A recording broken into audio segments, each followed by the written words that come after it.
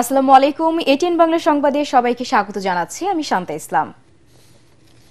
তৃতীয় দিনের মতো চলছে জাহাঙ্গীরনগর বিশ্ববিদ্যালয় কেন্দ্রীয় ছাত্র সংসদ জাকসু নির্বাচনের ভোট গণনা। ২১টি কেন্দ্রের মধ্যে এখন পর্যন্ত ১৭টির ভোট গণনা শেষ হয়েছে। এখনও বাকি ৪টি কেন্দ্রের ভোট গণনা। সন্ধ্যা ৭টায় চূড়ান্ত ফলাফল ঘোষণা হবে বলে আশা করছে বলে জানিয়েছেন প্রধান নির্বাচন কমিশনার। এর আগে হল সংসদের ভোট গণনা শেষ হয় গতকাল সন্ধ্যায়। এরপর থেকে কেন্দ্রীয় সংসদের ভোট গণনা শুরু হয়। যদিও শুক্রবার রাতের মধ্যেই জাকসু ও ২১টি হল সংসদের ভোট গণনা শেষে নির্বাচনের ফলাফল ঘোষণা করা হবে বলে জানিয়েছিলেন প্রধান নির্বাচন কমিশনার অধ্যাপক মোহাম্মদ মনিরুজ্জামান। এর আগে নির্বাচন কমিশনের সদস্য সচিব এ.কে.এম. রাশিদুল আলম জানিয়েছিলেন, শুক্রবার রাত ১০টা থেকে ১১টার মধ্যে সম্পূর্ণ গণনা শেষ করে বেসরকারিভাবে ফলাফল প্রকাশ করা যাবে। বৃহস্পতিবার সকাল ৯টা থেকে জাকসু নির্বাচনের ভোট গ্রহণ শুরু হয়, চলে বিকেল ৫টা পর্যন্ত। ওই দিন ভোট গণনা শুরু হয় রাত ১০:১০টায়। সেই গণনা এখনও চলছে। ভোট গণনায় এত বিলম্বে হতাশ ও ক্ষুব্ধ শিক্ষক, শিক্ষার্থী ও প্রার্থীরা। যেহেতু শিক্ষার্থীরা নির্বাচনে অংশগ্রহণ করেছেন, সেখানে কোনো প্রকার ভ্রান্তি বা সংশয় যাতে না থাকে, সেজন্য প্রত্যেকটি ব্যালট আমরা সুন্দর করে পরীক্ষা নিরীক্ষা করে সেখান থেকে যে প্রাপ্ত তথ্যাদি আছে সেগুলো তথ্যাদিকে সন্নিবেশ করে আমরা মূল রেজাল্ট শিটটা ফলাফলের তৈরি করতে যাচ্ছি। তো সেই ক্ষেত্রে একটু সময় বেশি লেগেছে, কিন্তু আমাদের সবকিছু রেকর্ড আছে। সেই রেকর্ডের উপর ভিত্তি করে আমি আপনাদের কাছে বলছি যে সেই রেকর্ডগুলো থেকে যে প্রাপ্ত ফলাফলটা আছে সেই ফলাফলটা অত্যন্ত নিখুঁত হবে বলে আমরা বিশ্বাস করি। দর্শক, এই মুহূর্তে জাবির সিনেট হলে আছেন আমাদের সহকর্মী খায়রুল ইসলাম। ভোট গণনার সবশেষ খবর জানতে সরাসরি চলে যাচ্ছি তার কাছে। খায়রুল, আর মাত্র ৩টি কেন্দ্রের ভোট গণনা বাকি। চূড়ান্ত ফলাফল ঘোষণার বিষয়ে কি প্রস্তুতি দেখছেন?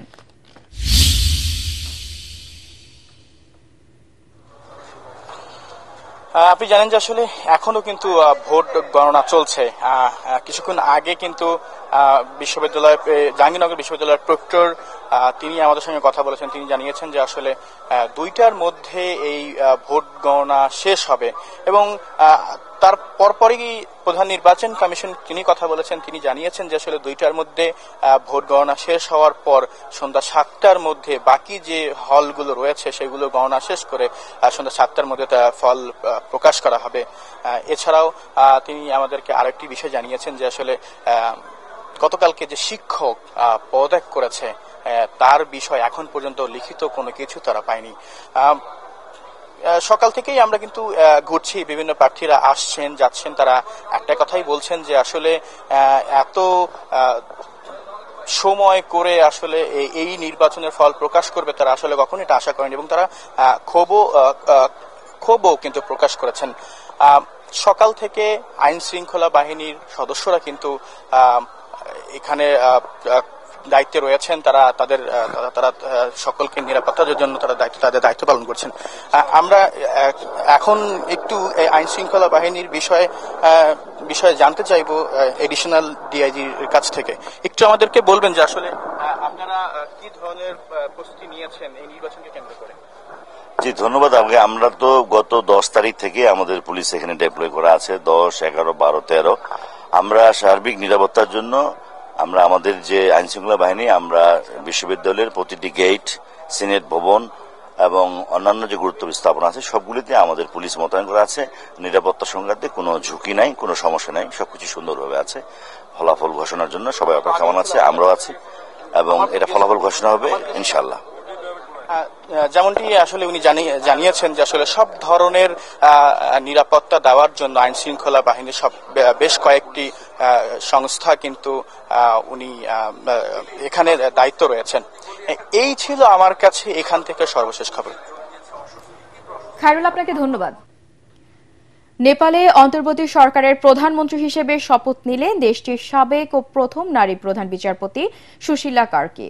শপথের পর প্রথম বৈঠকে নেওয়া হয়েছে বেশ কিছু গুরুত্বপূর্ণ সিদ্ধান্ত। রাজনৈতিক অস্থিরতার মধ্যেই পার্লামেন্ট ভেঙে দিয়ে আগামী বছর 5ই মার্চ নির্বাচনের তারিখ ঘোষণা করেছে দেশটির নির্বাচন কমিশন। বিস্তারিত জানাচ্ছেন জাহিদুল আলম। নেপালের নতুন অন্তর্বর্তী সরকার হিসেবে শপথ নিলেন সুশীলা কার্কি। জেনজি আন্দোলনের জেরে প্রধানমন্ত্রীর পদত্যাগের পর দেশটির প্রথম নারী হিসেবে অন্তর্বর্তীকালীন প্রধানমন্ত্রীর দায়িত্বভার তুলে নিলেন সাবেক এই বিচারপতি।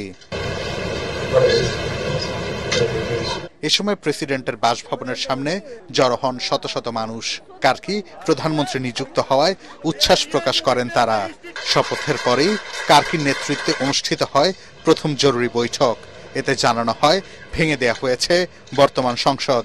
এছাড়া প্রয়োজন অনুযায়ী ধাপে ধাপে মন্ত্রী যুক্ত হবেন অন্তর্বর্তীকালীন সরকারে। পাশাপাশি সাম্প্রতিক দমন-পীড়ন ও আন্দোলনের ঘটনাগুলো তদন্ত ও দুর্নীতির বিরুদ্ধে কড়া পদক্ষেপ নেয়ারও আশ্বাস দেয়া হয়। বৈঠকে ২০২৬ সালের ৫ মার্চ ভোট আয়োজনের সিদ্ধান্ত অনুমোদন করেন রাষ্ট্রপতি। তবে অন্তর্বর্তী প্রধানমন্ত্রী কার্কির নেতৃত্বে এই নির্বাচন সফলভাবে সম্পন্ন হবে কিনা সেদিকে এখন নজর রাখছে প্রতিবেশী দেশগুলো সহ গোটা বিশ্ব। জাহিদুল আলম, এটিএন বাংলা। বান্দরবানের প্রান্তিক পাহাড়ি জনগোষ্ঠীর মধ্যে জ্ঞানের আলো ছড়াচ্ছে চিন্তন গণগ্রন্থাগার। পিছিয়ে পড়া খেয়াং সম্প্রদায়ের জন্য গড়ে তোলা হলেও এখানে এসে বই পড়ে উপকৃত হচ্ছে আশপাশের পাহাড়ের বাসিন্দারাও। গ্রন্থাগারটিতে সরকারি পৃষ্ঠপোষকতা ও সহযোগিতার আহ্বান জানালেন উদ্যোক্তা চট্টগ্রাম বিশ্ববিদ্যালয় পড়ুয়া মেথুই চিং খিয়াং। বান্দরবান প্রতিনিধি মিনারুল হকের পাঠানো রিপোর্ট, জানাচ্ছেন ফারহিন ইসলাম টুম্পা। পার্বত্য অঞ্চলের বান্দরবান ও রাঙ্গামাটির কিছু অংশে বসবাসকারী খেয়াং জনগোষ্ঠী পাহাড়ের অন্য নৃগোষ্ঠীর তুলনায় শিক্ষায় অনেকটাই পিছিয়ে। মাত্র ৪,৮২৬ জনের এই নৃগোষ্ঠীর পিছিয়ে পড়া ঠেকাতে মেথুই চিং খিয়াং নিজ উদ্যোগে কয়েকশো বই সংগ্রহ করে চালু করেন চিন্তন গণগ্রন্থাগার। ওদের হচ্ছে এক্সট্রা কোনো কিছু করার সুযোগ থাকে না, এই জন্য শুধু মোবাইল ভিডিও গেম খেলেই সময় কাটায়।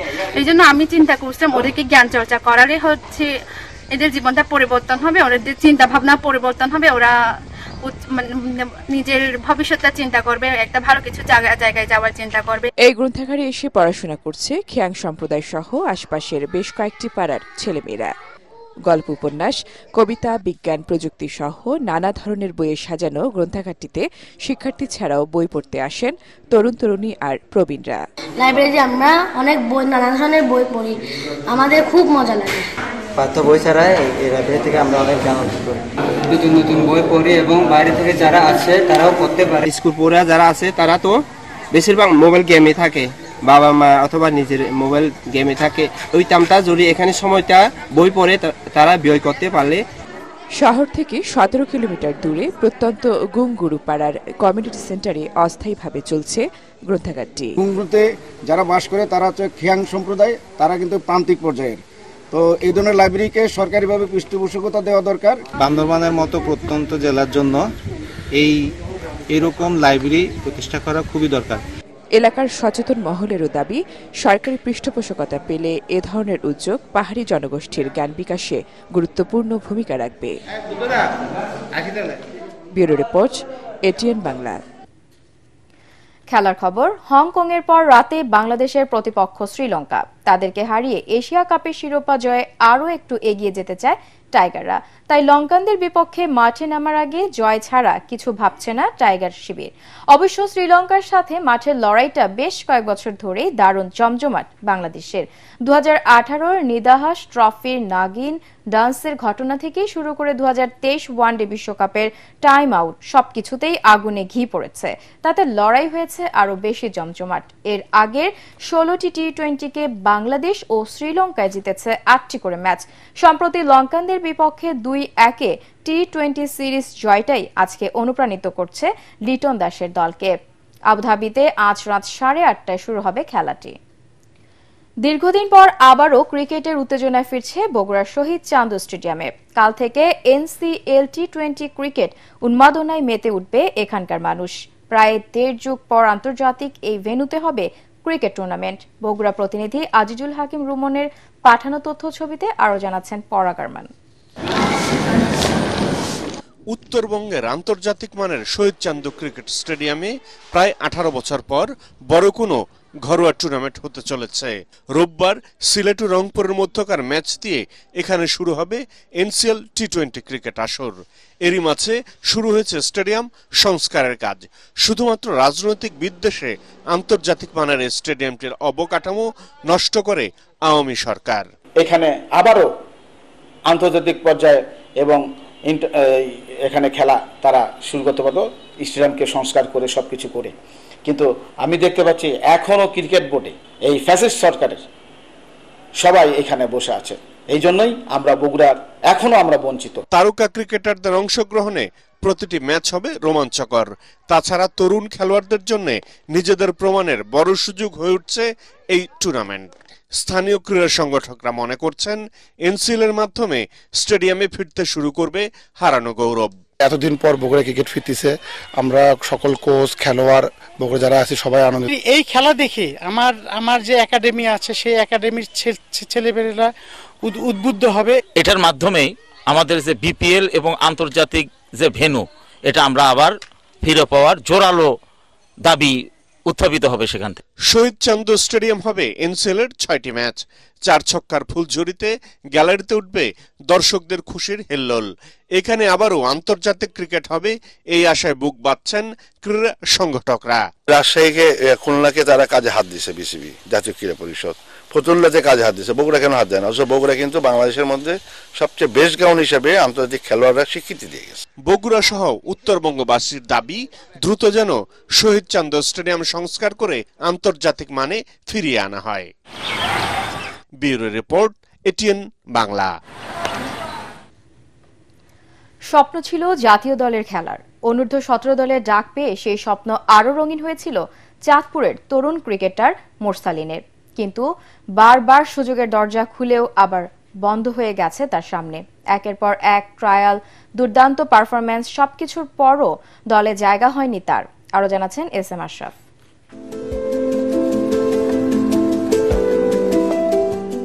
শামীম পাটোয়ারি, মাহমুদুল হাসান জয়দের সাথে একই সাথে বেড়ে উঠেছেন। মোরসালিনও তাই একটা সময় স্বপ্ন দেখতেন দেশের জার্সি গায়ে জড়াবার। কিন্তু সেই স্বপ্ন যতটা বড়, বাস্তব ততটাই নির্মম। একের পর এক ট্রায়ালের ডাক পান মোরসালিন। একবার নয়, দুবার নয়, 20টা দলে ট্রায়াল দিলেন। সবাই ডাকে কিন্তু দলে নেয় না। আমাকে কি করছে, ট্রায়ালে পাঠাইছে। যেমন ধরেন ঢাকা লিগের টিমগুলো যে আগে হয়ে যেত আমি সেটা জানতাম না। আমাকে কি করতো, খেলা 2 দিন পরে আজকে টিমের ট্রায়ালে পাঠাইছে, কিন্তু আমাকে নিত না, কারণ টিম আগে থেকে হয়ে গেছে। তো এইভাবে অলমোস্ট আমি 20টা টিমে গিয়েছি। তো এমনও হয়েছে যে সকালে এক টিমে গেছি ট্রায়াল দিয়ে বিকালে আরেক টিমে ট্রায়াল দিছি, পরের দিন সকালে আরেক টিমে ট্রায়াল দিছি।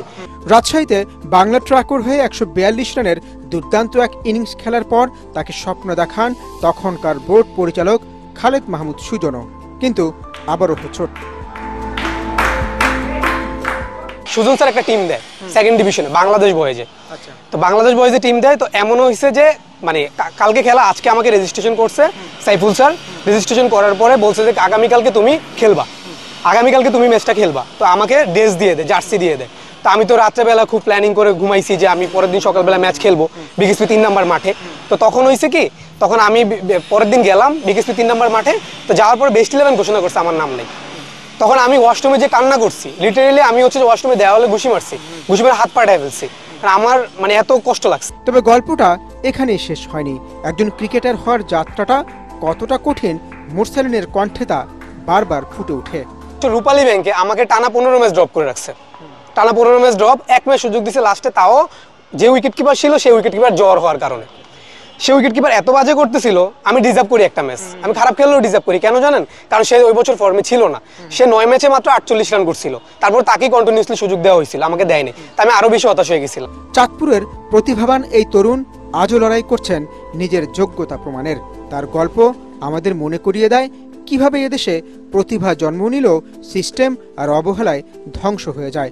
মোরসালিন যেন শুধু একজন ক্রিকেটার নন, তিনি হাজারো হারিয়ে যাওয়া স্বপ্নের প্রতীক।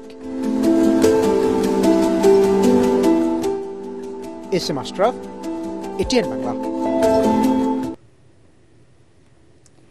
দর্শক, পরবর্তী সংবাদ দেখার আমন্ত্রণ জানিয়ে এখনকার মতো শেষ করছি। এটিএন বাংলা সংবাদ ইউটিউবে দেখতে ব্রাউজ করুন youtube.com/ATN Bangla News। ধন্যবাদ।